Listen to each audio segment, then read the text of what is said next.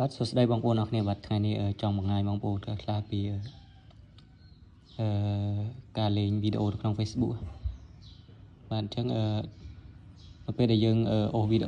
អូ Facebook យើងទៅទូរស័ព្ទខ្លះវាលេងអូតូទូរស័ព្ទខ្លះអត់លេងដូចជាទូរស័ព្ទនេះអញ្ចឹងអានោះយើងពេលយើងអូសទៅវាលេងអូតូឃើញអត់វាអូតូបើកសលេងអូតូអញ្ចឹងតែទូរស័ព្ទខ្លះគឺអញ្ចឹងពេលយើងអូសចំទៅវាអត់លេងទេណាហើយសលេងវាអត់បើកដែរអញ្ចឹងបាទនេះ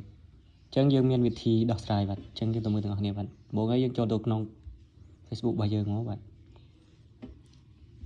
ចូលមករួចហើយយើងចូលមកកន្លែងតាំងខានេះមកបាទ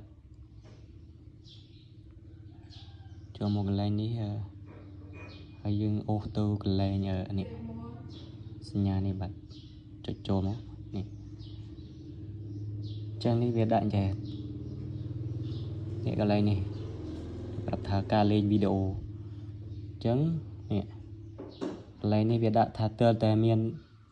ទូរស័ព្ទយើងប្រើជាមួយ Wi-Fi បានវាលេងអូតូអញ្ចឹងយើងដាក់ខាងលើនេះមកបាទយើងដាក់ប្រើអ៊ីនធឺណិតហើយនឹង Wi-Fi នេះមកពេលយើងអូសវាទៅវាលេងអូតូហើយយើងធ្វើការបើសំឡេងវាតែម្ដងពេលយើងអូសចំទៅវាវីដេអូក៏លេងសំឡេងក៏លេងអានេះគេកំពុងបិទអញ្ចឹងយើងបើកមកគឺទូរស័ព្ទខ្លះវាអត់អូតូឲ្យយើងទេវាបិទអញ្ចឹងតែទូរស័ព្ទខ្លះវាបើកឲ្យយើងស្រេចអញ្ចឹងយើងបើកវាអញ្ចឹងមកអញ្ចឹងយើងថយទៅមើលទាំងអស់គ្នាបាទទី15ទី16បងប្អូនបាទមិនគឺនេះរឿងផឹកស៊ី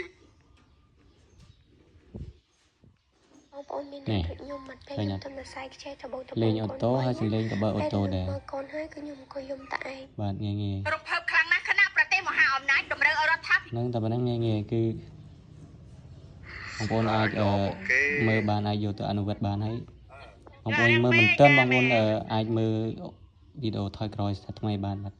អរគុណសម្រាប់ការទស្សនាវីដេអូជួយ like ជួយ share follow Facebook ខ្ញុំម្នាក់មួយផងបាទសូមអរគុណជឿអញនិយាយមែនណាអញ